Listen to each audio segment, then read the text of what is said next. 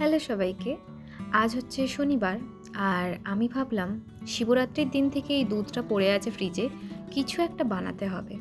তো চলে এলাম রান্নাঘরে, আর দেখলাম বাপি গাজর এনেছে।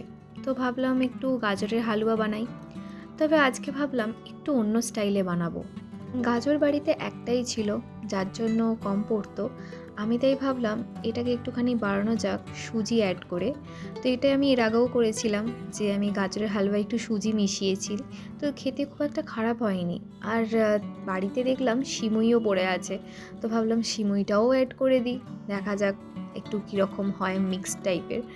তো সুজি আর সিমুইটাকে ফার্স্টে আমি ভেজে নিয়েছি ঘিতে। এবার যখন একটু লাল লাল করে ভেজে এসেছে, তখন তার মধ্যে গ্রেট করা এই গাজরটা দিয়ে দিলাম। গাজরটা আমার সেদ্ধ করে দেওয়া উচিত ছিল, কারণ আমি পরে গিয়ে একটু বুঝতে পারলাম যে সেদ্ধ করে দিলে ভালো হতো। বাট ইটস ওকে, যদি তোমরা বানাও তো সেদ্ধ করে দিও। তারপর এর মধ্যে 1 চিমটি মতো নুন অ্যাড করেছি। আমি যে কোনো মিষ্টি জিনিসে 1 চিমটি নুন অ্যাড করি, না হলে ঠিক ভালো লাগে না মনে হয়।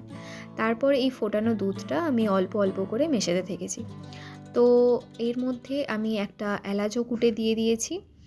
আর দুধের পরিমাণটা ওই অল্প অল্প করে দিয়ে দেখছিলাম যে কনসিস্টেন্সিটা ঠিক মতন যাচ্ছে কি না।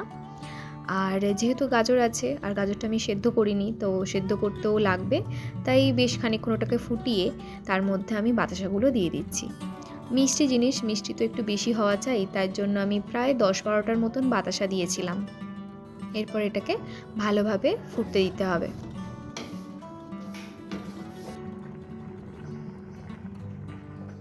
তো এটা তো অনেকটাই ফুটে গিয়ে একদম ঠিকঠাক মতো কনসিস্টেন্সি চলে এসছে। তারপরে এরকমভাবে আমি নামিয়ে নিয়েছি। দেখতেই পাচ্ছ বেশ ক্রিমি মতন হয়েছে। আর তারপর আমি একটু ঠাকুরদেরকেও ভোগ দিলাম। যেহেতু বাড়িতে এরকম মিষ্টি জিনিস হলে আমি ঠাকুরদেরকেই দিই। আর সমস্ত কিছুই আলাদা কড়ায় ওই জন্য করা হয়, মিষ্টি জিনিস বিশেষ করে। তো তারপর বোন আমাকে বলেছিল যে ওপরে ঠাকুর ঘরেও একটু দিয়ে আসতে। ওপরে আমাদের কালী মা আছেন, তো ওনার জন্য আমি কিছুটা পায়েস, মানে গাজরের পায়েস আর কি, তুলে নিয়েছিলাম বাটিতে। তো এই যে ওপরের ঠাকুর ঘরেও দিয়ে দিয়েছি।